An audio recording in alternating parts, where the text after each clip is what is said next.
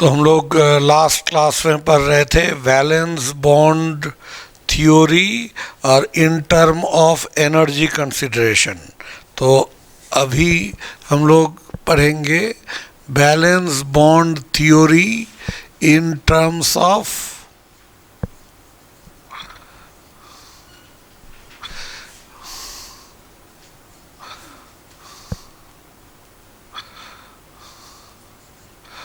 orbital overlapping।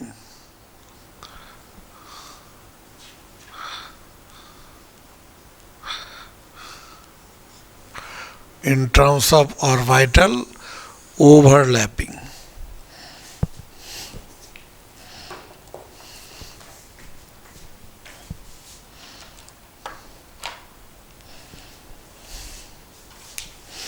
तो इसमें orbital overlapping इसमें कहा गया क्या कि covalent bond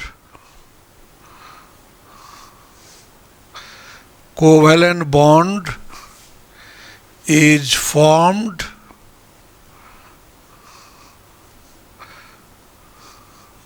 by the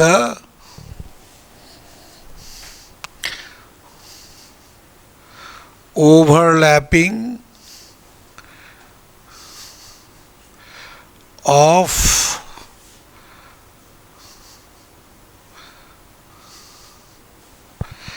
atomic orbitals of valence shell of atoms। जो एटम्स होते हैं उसके वैलेंस सेल यानी कि एटम्स जो होते हैं उसके वैलेंस सेल यानी अंतिम ऑर्बिट के एटॉमिक ऑर्बिटल के ओवरलैपिंग से कोवैलेंट बॉन्ड का फॉर्मेशन होता है। दूसरा point, only those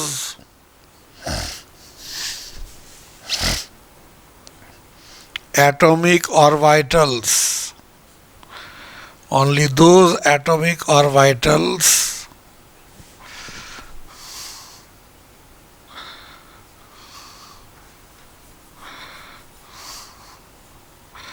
participate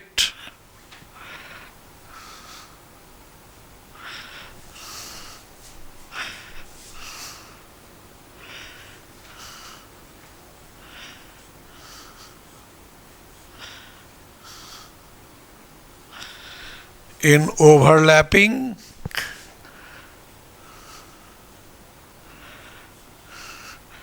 which has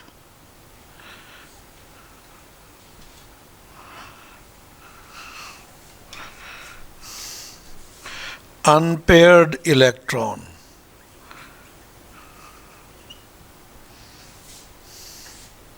Now which have unpaired electron, जिसके पास अनपेयर्ड इलेक्ट्रॉन है केवल वही बॉन्ड बनाने में भाग लेगा। ठीक है, अब ये ऑर्बिटल विथ अनपेयर्ड इलेक्ट्रॉन, ये जो एटॉमिक ऑर्बिटल है विथ अनपेयर्ड इलेक्ट्रॉन, ये या तो नॉर्मल स्टेट में भी हो तो या ये एक्साइटेशन के थ्रू भी जनरेट हो सकता है। तो orbitals with unpaired electron may be in normal state और may be created due to excitation से भी क्रिएट हो सकता है। ठीक है, जैसे अब हम लोग एग्जाम्पल में हम लोग लेते हैं, हम लोग एक एलिमेंट लिए यहाँ पर, जैसे नाइट्रोजन का एटॉमिक नंबर 7, तो इलेक्ट्रॉनिक कॉन्फ़िगरेशन 1s2 2s2 और 2p3 होगा। अब इसका अंतिम ऑर्बिट तो ये है ना, अंतिम ऑर्बिट का ये, तो 2s में एक बॉक्स होता है और 2p में कितने होते हैं, इसमें 3 बॉक्स होते हैं, ये 3 बॉक्स, यहाँ पर 2 इलेक्ट्रॉन और यहाँ पर ऐसे इलेक्ट्रॉन, ये 3, ठीक है, 3 इलेक्ट्रॉन। अब इसके पास ये जो 2s है ये 2p है, 2d तो होता नहीं है, ये ग्राउंड स्टेट कॉन्फ़िगरेशन हुआ, ये ग्राउंड स्टेट कॉन्फ़िगरेशन। तो अब इसके पास अनपेयर्ड इलेक्ट्रॉन कितना हुआ, 3। तो बैलेंस सेल में ऑर्बिटल है 4, लेकिन अनपेयर्ड इलेक्ट्रॉन वाले कितने हैं, 3। तो ये बॉन्ड बनाने में भाग नहीं लेगा और ये तीनों बॉन्ड बनाने में भाग लेगा। तो नाइट्रोजन का वैलेंसी कितना हुआ, नाइट्रोजन का वैलेंसी हो गया 3, जितना बॉन्ड बनाता है वही ना वैलेंसी है। तो यहाँ पर इसलिए क्या हो जाएगा, so nitrogen can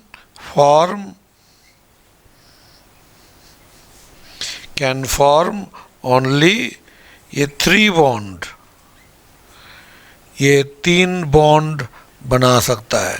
nitrogen can form only 3 bond, that is nitrogen is trivalent, nitrogen ये ट्राईवैलेंट है, ठीक है, ये नाइट्रोजन ट्राईवैलेंट।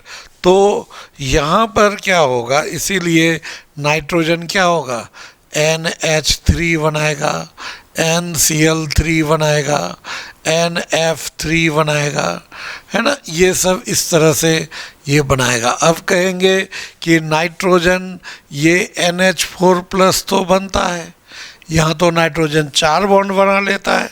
तो इसमें हम क्या बताए थे, नाइट्रोजन जब 4 बॉन्ड बनाया तो नाइट्रोजन वो तो N+ है ना, तो N+ किसके बराबर है, कार्बन। तो कार्बन तो 4 बॉन्ड बनाता ही है, तो इसलिए ये CH4, और अगर यहाँ होगा N+ लेंगे वहाँ तो क्या हो जाएगा, NH4, ये तो CH4 जैसा ही होगा, ठीक है।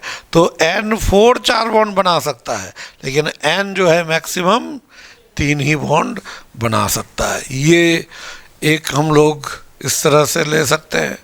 अब नाइट्रोजन के नीचे हम लोग लेते हैं फॉस्फोरस होता है, तो फॉस्फोरस का एटॉमिक नंबर कितना, 15, फॉस्फोरस का 15। तो इसका इलेक्ट्रॉनिक कॉन्फ़िगरेशन लिखिए, क्या होगा, 1s2 2s2, है ना, उसी तरह से 2p6 होगा, 3s2 और 3p3, ये लास्ट ऑर्बिट का कॉन्फ़िगरेशन। तो यहाँ ग्राउंड स्टेट जो होगा ये हो जाएगा यहाँ पर 3s2, इसमें 2 और 3p में यहाँ पर 3, ये 3 इलेक्ट्रॉन, अनपेयर्ड इलेक्ट्रॉन 3 हो गया, और ये 3s है 3p, लेकिन 3d भी होता है, थर्ड ऑर्बिट में d ऑर्बिटल भी होता है, तो d ऐसे यहाँ पर इस तरह से 3d, ये d भी होता है। तो यहाँ पर क्या हो जाएगा, इस जगह यहाँ तो 3d, अब ये ग्राउंड स्टेट में ये तो बॉन्ड नहीं बनाएगा और ये बनाएगा, तो ग्राउंड स्टेट में नाइट्रोजन क्या हो, ये फॉस्फोरस क्या हुआ, ट्राईवैलेंट। अब ये एक्साइटेड स्टेट में गया, इसको कहते हैं इंटरनल एक्साइटेशन। इंटरनल एक्साइटेशन मतलब कि वो एक्साइट होकर के सेम ही ऑर्बिट में रहेगा, ऑर्बिट नंबर चेंज नहीं होगा, इसलिए इसको इंटरनल एक्साइटेशन कहते हैं, या सिंपली ये एक्साइटेड स्टेट। यहाँ से एक निकला जो पेयर्ड है, वहाँ से एक निकल के अनपेयर्ड हो गया, और यहाँ P में तो 3 अनपेयर्ड है ही, ये तो रहेगा ही ऐसे, और फिर क्या हो जाएगा, यहाँ पर D में एक चला जाएगा, तो D में ये चला जाएगा एक, तो अब अनपेयर्ड इलेक्ट्रॉन कितना हो गया, 5, अनपेयर्ड इलेक्ट्रॉन 5, तो ये क्या हो जाएगा, यहाँ पे ये अनपेयर्ड इलेक्ट्रॉन 5, इसलिए ये हो जाएगा यहाँ पर पेंटावैलेंट, हो गया ना। तो ये पेंटावैलेंट, इसका मतलब फॉस्फोरस में देखिए ग्राउंड स्टेट में 3 अनपेयर्ड इलेक्ट्रॉन 3 बॉन्ड बनाया, एक्साइटेड स्टेट में फॉस्फोरस के पास 5 अनपेयर्ड इलेक्ट्रॉन 5 बॉन्ड बनाया। तो फॉस्फोरस दोनों तरह का वैलेंसी शो कर सकता है ना। तो इस तरह से फॉस्फोरस दोनों तरह का वैलेंसी ये शो कर पाएगा।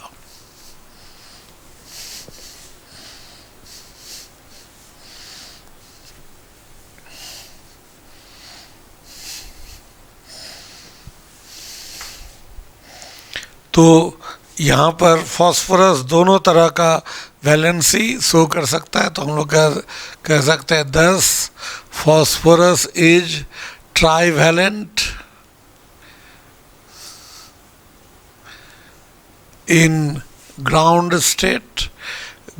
स्टेट। तो यहाँ पर ये बनाएगा क्या, PH3 PCl, ये PF3 PCl3 है ना। उसी तरह से ये 3 बॉन्ड ये सब ऐसे बनाएगा, ठीक है।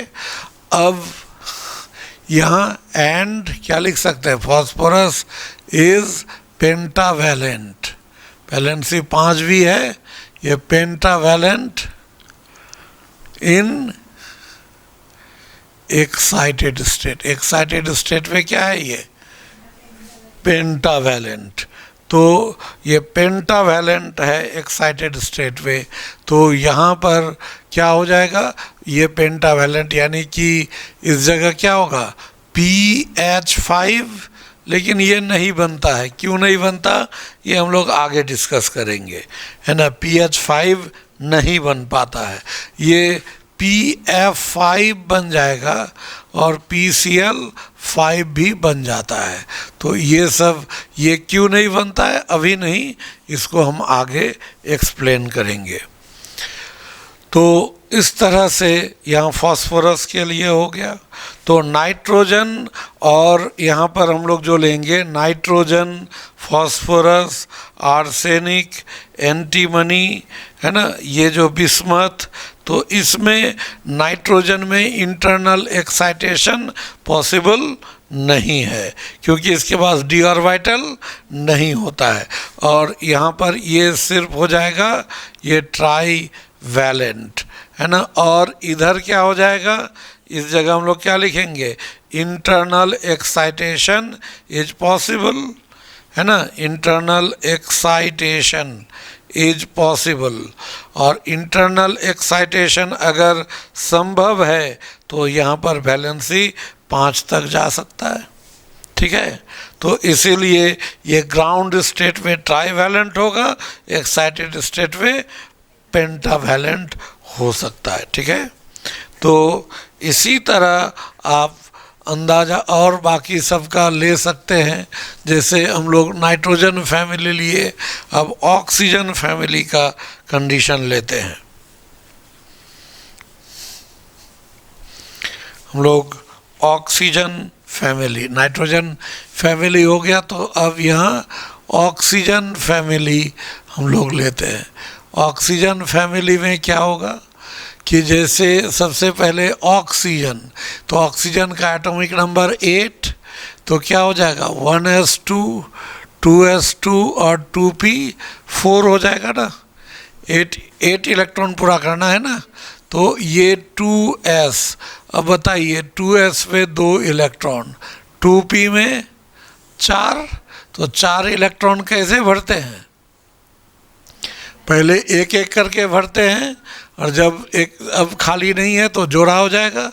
2d तो होता नहीं है, यानी ये बॉन्ड नहीं बनाएगा, ये बनाएगा, ये भी नहीं बनाएगा, और ये बनाएगा, ये बनाएगा। कितना बॉन्ड बनाया, 2, इसलिए ऑक्सीजन क्या हो गया, बाईवैलेंट। तो बाईवैलेंट यानी 2 बॉन्ड ये बनाएगा, कौन कौन, H2O। उसी तरह से क्या हो जाएगा Cl2O, या क्या हो जाएगा F2O। ये सब बाईवैलेंट है, 2 वैलेंसी शो कर रहा है, ठीक है। अब ऑक्सीजन के नीचे क्या होता है, सल्फर। सल्फर का एटॉमिक नंबर 16। जैसा सल्फर का होगा उसके नीचे सारे एलिमेंट में भी वैसा ही होगा। तो सल्फर का 16 क्या होगा कॉन्फ़िगरेशन, 1s2 है ना, फिर 2s2, फिर 2p6, फिर 3s2 और 3p4 होगा ना, 2 2 4 6 10 2 12 4 16। तो ये होगा।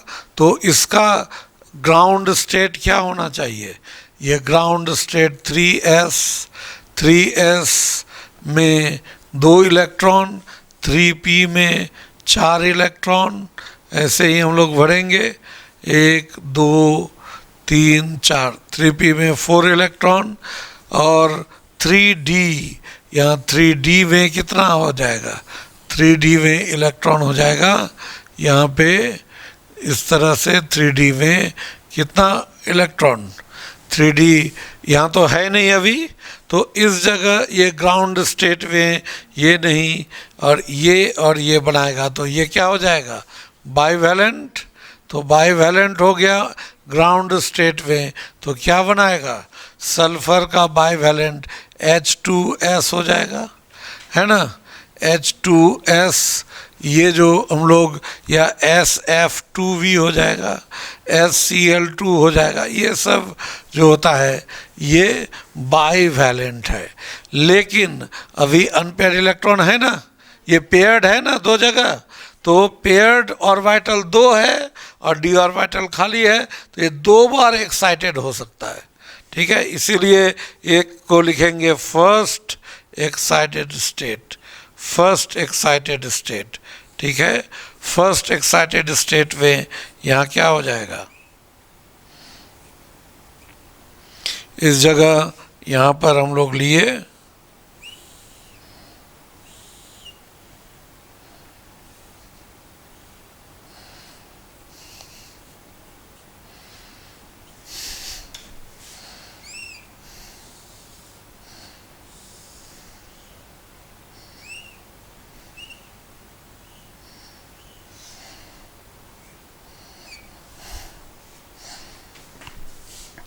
ये फर्स्ट एक्साइटेड स्टेट, यहाँ पर 4 अनपेयर्ड ये इलेक्ट्रॉन है, यहाँ d ऑर्बिटल, अब ये कैसा हो जाएगा, ये तो टेट्रावैलेंट हो जाएगा, टेट्रा 4 अनपेयर्ड इलेक्ट्रॉन हो गया ना। तो अब ये केवल बॉन्ड नहीं बनाएगा, ये सब तो बनाएगा, तो 4 बॉन्ड टेट्रावैलेंट, यानी ये SF4 बना लेगा, ठीक है, SF4 हो गया। अगर फिर अभी भी एक जोड़ा बचा हुआ है, ये जाएगा सेकेंड एक्साइटेड स्टेट में, तो सेकेंड एक्साइटेड स्टेट, तो यहाँ पर क्या हो जाएगा, इससे भी निकल जाएगा एक इलेक्ट्रॉन और ये जाएगा, इसमें इलेक्ट्रॉन जाएगा यहाँ पर, ये ऐसे, अब D में एक और चला गया, तो D में इलेक्ट्रॉन और चला गया, तो अब अनपेयर्ड इलेक्ट्रॉन कितना हो गया, 1 2 3 4 5 6, तो ये कैसा हो जाएगा हेक्सावैलेंट, और ये हेक्सावैलेंट अगर हुआ तो यानी कि ये SF6 भी बना सकता है।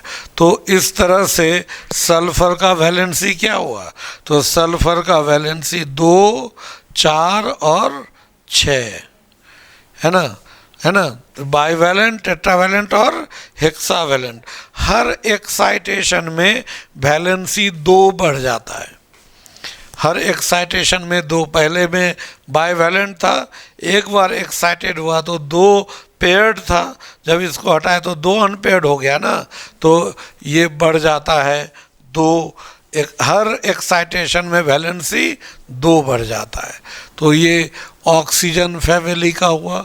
उसी तरह से अगर हम लोग लेते हैं फिर हैलोजन फैमिली, हम लोग उसके बाद यहाँ लेते हैं ऐसे हैलोजन फैमिली,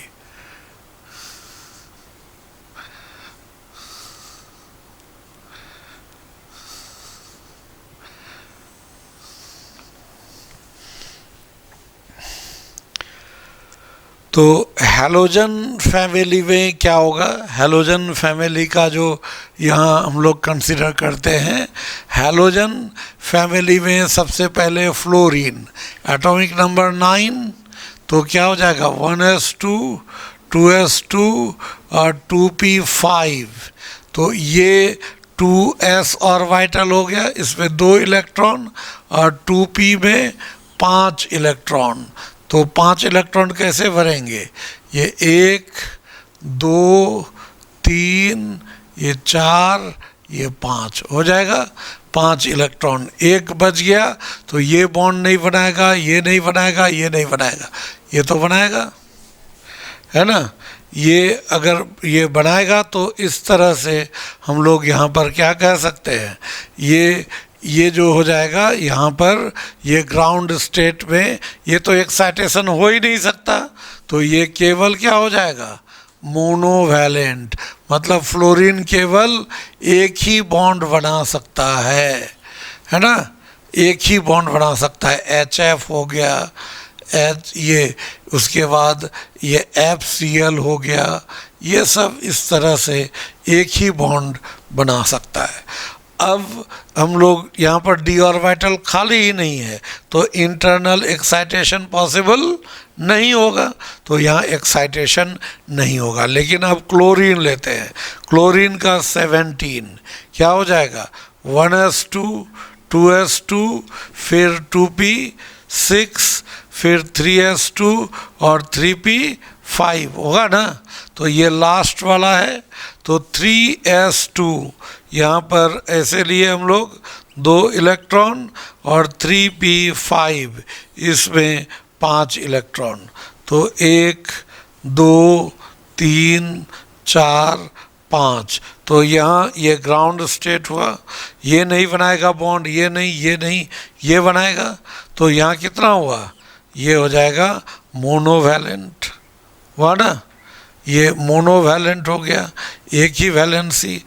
अब यहाँ पर तो d ऑर्बिटल खाली है ना, यहाँ पर d ऑर्बिटल, अब हम लोग लेते हैं यहाँ पर ये first excited state, first excited state में क्या होगा, यहाँ पर एक हम लोग ये रहने देते हैं 3s, इसमें 2, और यहाँ पर तो अभी 3 पेयर, ये 2 पेयर है ना, एक को हम लोग खाली करते हैं और ये ऐसे ही रहने देते हैं, और यहाँ से चला गया किस में, d ऑर्बिटल में, तो d में 5 है ऐसे, तो कितना, 1 इलेक्ट्रॉन, बताइए 3p और 3d, अब बताइए कितना अनपेयर्ड इलेक्ट्रॉन हुआ, 3, तो ये क्या हो जाएगा, ट्राईवैलेंट, तो ट्राईवैलेंट में क्या हो जाएगा, ऐसे ClF3, मोनोवैलेंट में ClF, एक ही, और यहाँ 3 फ्लोरीन से भी जाकर के जुट सकता है। उसी तरह से और आगे हम लोग ले सकते हैं, जैसे यहाँ पर सेकेंड एक्साइटेड स्टेट में क्या होगा, अब ये 3s का रहेगा ही, अभी ये 3s एज इट इज रहेगा, और 3p का एक जो बचा था वो भी अब चला गया, है ना, वो भी चला गया, किसमें, d में।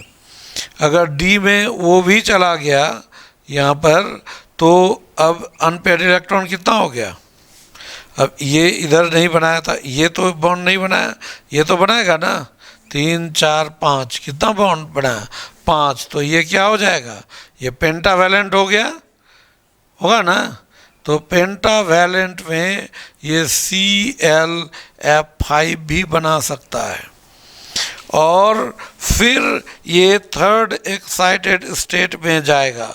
अगर थर्ड एक्साइटेड स्टेट में जाएगा तो क्या बनाएगा, ये 3s से भी एक निकल गया, और वो p में तो अब जा नहीं सकता, है ना, p में तो जाएगा नहीं, यहाँ पर ऐसे ये रह गया, और यहाँ पर d में चला गया, फिर d में इस तरह से ये चला गया, d में कितना अब हो जाएगा, अनपेयर्ड इलेक्ट्रॉन कितना, 3 3 6 और 1 7, 7 हो गया, तो 7 ये क्या हो जाएगा, इसको हम लोग कहेंगे हेप्टा वैलेंट, हेप्टावैलेंट यानी कि ClF7 ये बना सकता है।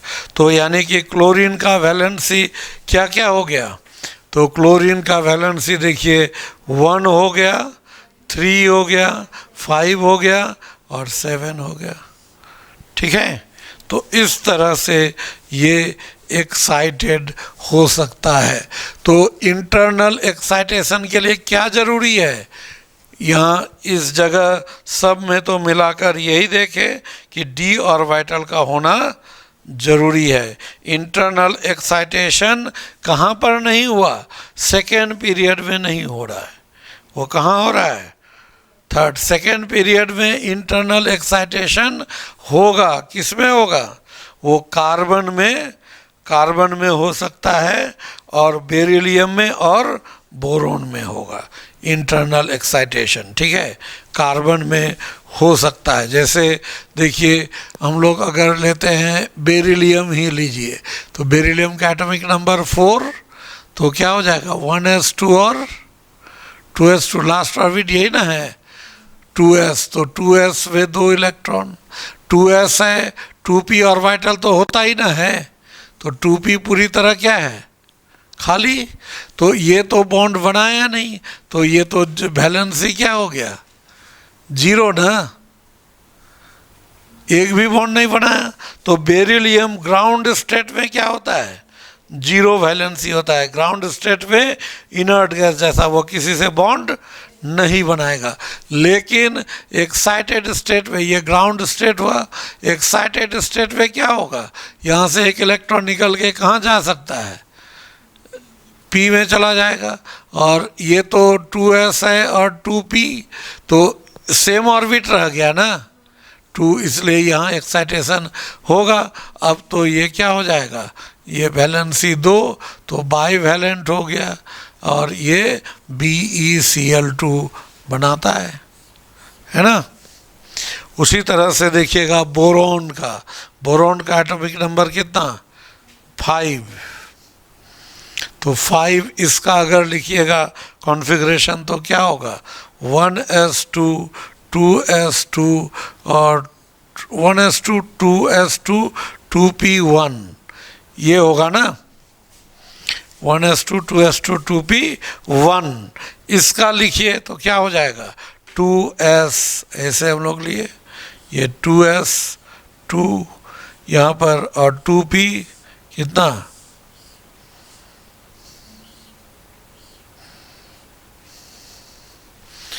1।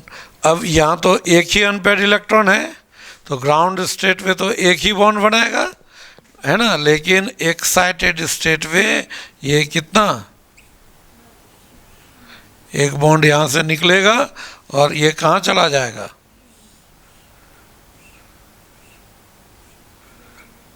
अब कितना हो जाएगा? यहाँ पर कितना होना चाहिए? यहाँ पर 3 बॉन्ड, तो ये ट्राईवैलेंट हो गया, BeCl3 बनाता है।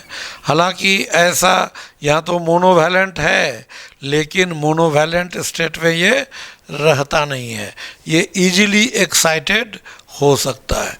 तो सेकेंड पीरियड में इंटरनल एक्साइटेशन कहाँ कहाँ पॉसिबल है?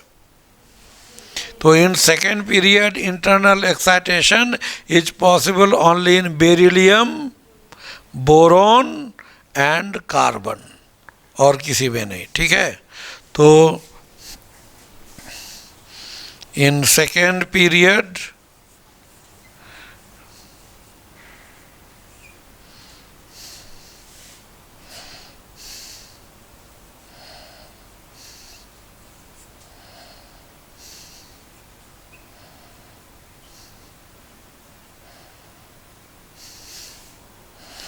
internal excitation is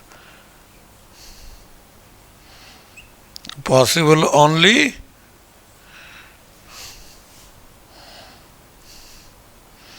in beryllium, boron and carbon, और बाकी किसी में इंटरनल एक्साइटेशन नहीं होता है। तो यहाँ से वैलेंसी का एक्सप्लेनेशन हो गया, और बॉन्ड बनाने में केवल वैलेंस सेल का ऑर्बिटल भाग लेगा, इसलिए इस थ्योरी का नाम है वैलेंस बॉन्ड थ्योरी, कि वैलेंस सेल का ऑर्बिटल ही बॉन्ड बना सकता है। ठीक है, तो ये तो हो गया कि ओवरलैपिंग में कौन कौन से ऑर्बिटल इन्वॉल्व होंगे, है ना। जिसके पास अनपेयर्ड इलेक्ट्रॉन है वही इन्वॉल्व होगा, और दो ऑर्बिटल जो आएगा दोनों अनपेयर्ड इलेक्ट्रॉन लेते हुए आएगा, है ना। Two atomic orbital having unpaired electron and opposite spin, दोनों ऑर्बिटल जो आएगा दोनों के पास अनपेयर्ड इलेक्ट्रॉन, अगर मान लीजिए ऐसे है, ये एक ऑर्बिटल है, ये दूसरा ऑर्बिटल है, इसके पास इलेक्ट्रॉन ऐसे क्लॉकवाइज है और यहाँ क्लॉकवाइज है, तो नहीं ओवरलैपिंग होगा। ठीक है, अगर यहाँ पर इस ऑर्बिटल में दो इलेक्ट्रॉन है और यहाँ भी दो इलेक्ट्रॉन है तो ओवरलैपिंग नहीं होगा, यानी यहाँ बॉन्ड का फॉर्मेशन नहीं होगा। बॉन्ड का फॉर्मेशन कब होगा? इस तरह से, है ना। यहाँ पर ये और दूसरा में क्या हो जाएगा, दोनों के पास अनपेयर्ड इलेक्ट्रॉन होगा लेकिन क्या, अपोजिट स्पिन होगा। तो यानी कि हम लोग कह सकते हैं covalent bond is formed when two atomic orbital with unpaired electron and opposite spin come closer. ठीक है, वो जब एक दूसरे के साथ ओवरलैप करते हैं तो हम लोग ये इस तरह से कह सकते हैं कि ए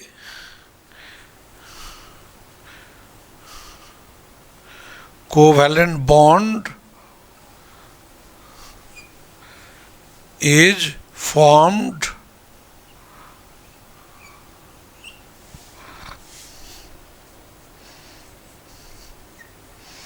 by the overlapping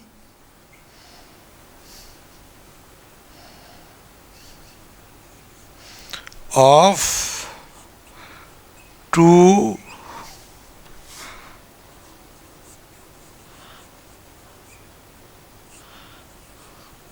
atomic orbitals with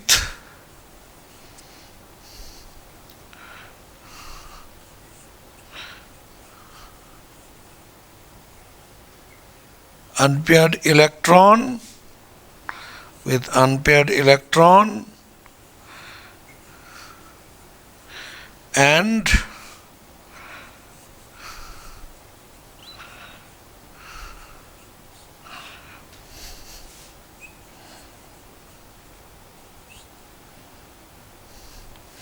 opposite spin. ठीक है, अपोजिट स्पिन वाला ही आएगा, ये सेम स्पिन वाला में ये ओवरलैपिंग नहीं होगा।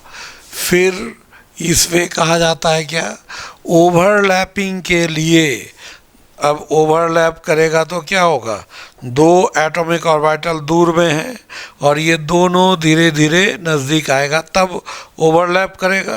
तो ओवरलैप करने के लिए नज़दीक आना होगा।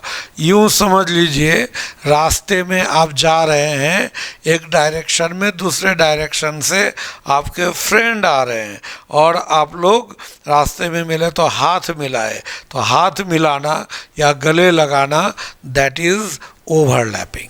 ठीक है, बस इस तरह से समझिए। तो ओवरलैपिंग के लिए क्या करना पड़ेगा, हाथ मिलाने या गले लगने के लिए नज़दीक आना पड़ेगा ना, पास आना पड़ेगा।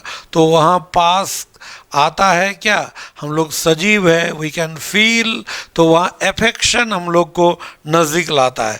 एटम तो निर्जीव है, वो तो फील नहीं कर सकता, तो वहाँ पर क्या है जो उसको नज़दीक लाता है, तो वो नज़दीक लाता है force of attraction between the electron of one atom and nucleus of another atom, बताए थे ना। तो इस तरह से हम लोग लिख सकते हैं, ये लिखिए next point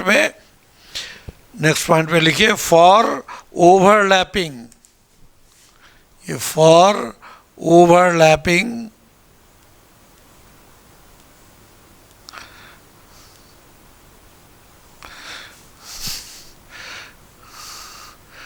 two atomic orbitals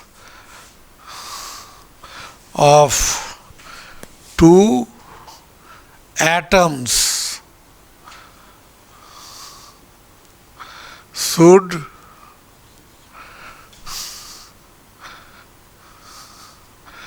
come closer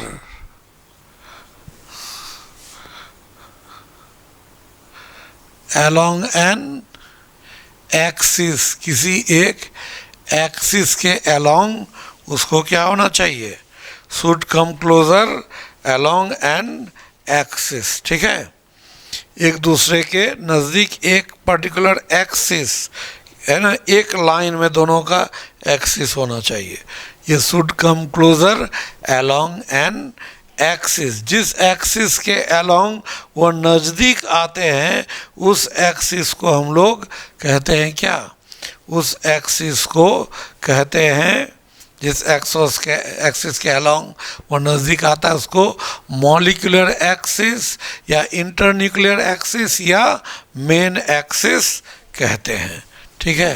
and axis, this axis is called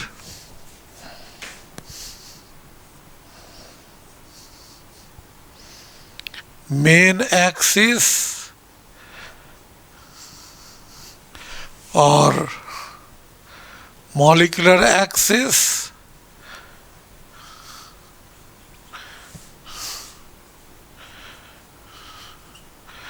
or internuclear axis।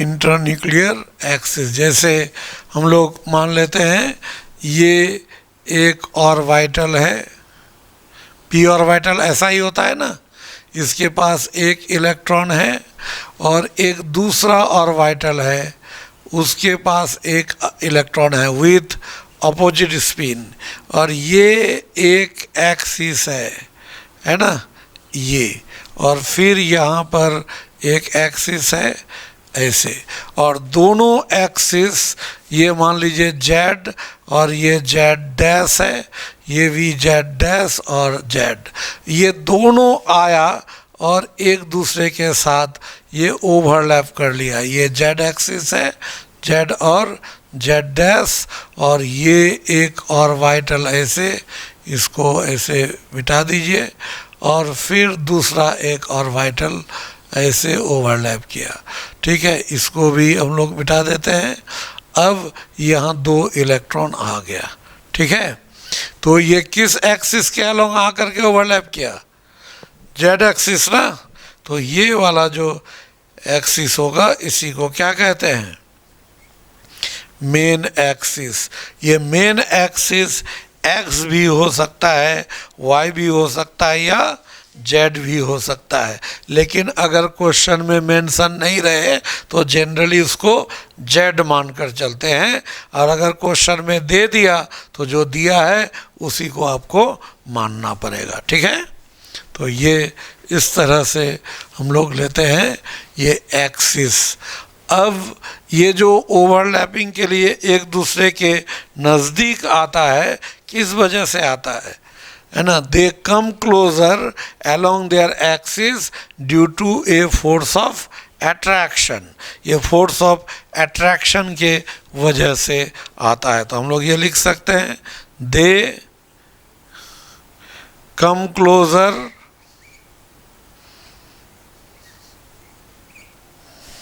they come closer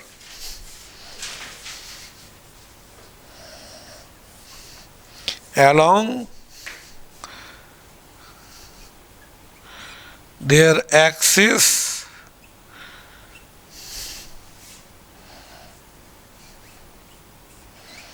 due to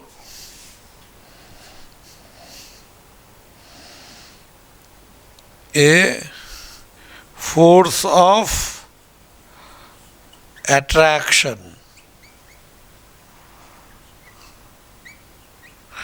between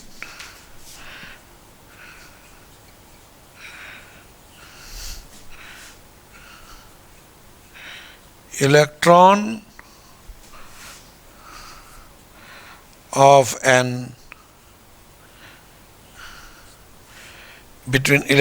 an atom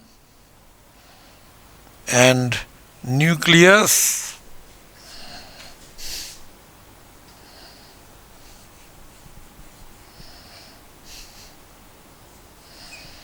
of another atom. ये एक दूसरे के नज़दीक आता है किस वजह से? Due to attraction between the nucleus of one atom and electron of another atom. ये पहले भी हम बताए हैं. अब ये जो होता है, अगर फोर्स ऑफ अट्रैक्शन काम करेगा तो एनर्जी लॉस होगा. तो यहाँ पर ये due to force of attraction ये क्या हो जाएगा, कुछ एनर्जी का लॉस होगा. जो एनर्जी का लॉस होगा उसी को हम लोग बॉन्ड एनर्जी कहते हैं. तो हम लोग कह सकते हैं जितना ज़्यादा फोर्स ऑफ अट्रैक्शन होगा उतना वो नज़दीक आएगा, ओवरलैपिंग उतना ज़्यादा होगा, एनर्जी उतना रिलीज होगा, बॉन्ड उतना ही मजबूत होगा, है ना. तो ये कह सकते हैं यहाँ पर due to this force of attraction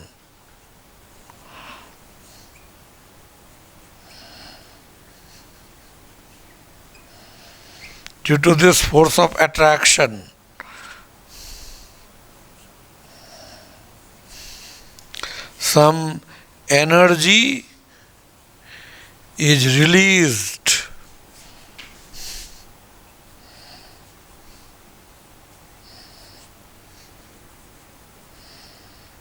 which is called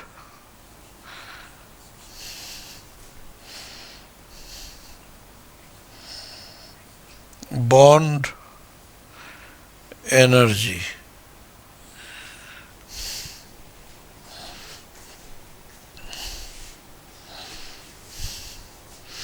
इसको बॉन्ड एनर्जी कहते हैं.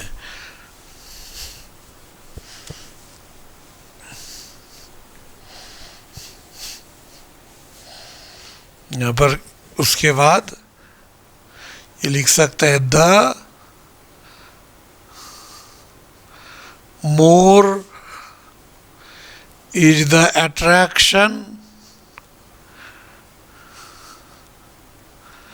अट्रैक्शन जितना ज़्यादा होगा वो उतना नज़दीक आएगा, और नज़दीक होगा जो तो ये जो ओवरलैपिंग होता है इसको ओवरलैप जोन बढ़ेगा, है ना. तो इस तरह से कर the more is the attraction, the more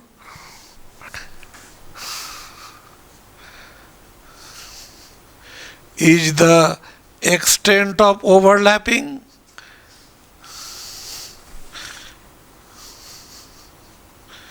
more is the extent of overlapping, overlapping का extent उतना ज़्यादा होगा. The more is the attraction, the more is the extent of overlapping, and hence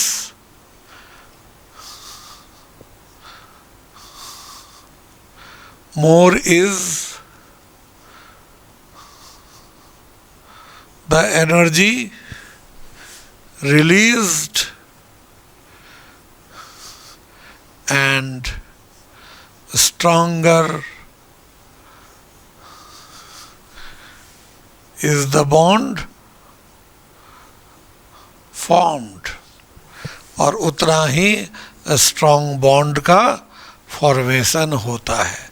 जितना ज़्यादा अट्रैक्शन होगा, ओवरलैपिंग उतना ज़्यादा होगा, एनर्जी उतना ज़्यादा रिलीज होगा, बॉन्ड उतना ही मजबूत होगा. ये स्ट्रेंथ ऑफ बॉन्ड, यानी इस तरह से बॉन्ड का स्ट्रेंथ के बारे में ये बताया गया. ठीक है. अब इसके बाद होता है ओवरलैपिंग पर. कि ये जो था ओवरलैपिंग में कौन कौन भाग लेगा, कब ओवरलैपिंग होगा, क्यों होगा, कैसे कैसे होगा। अब है कि ओवरलैपिंग कैसे होगा, कौन कौन करेगा, कौन नहीं करेगा, इस पर हम लोग डिस्कस करेंगे। ठीक है।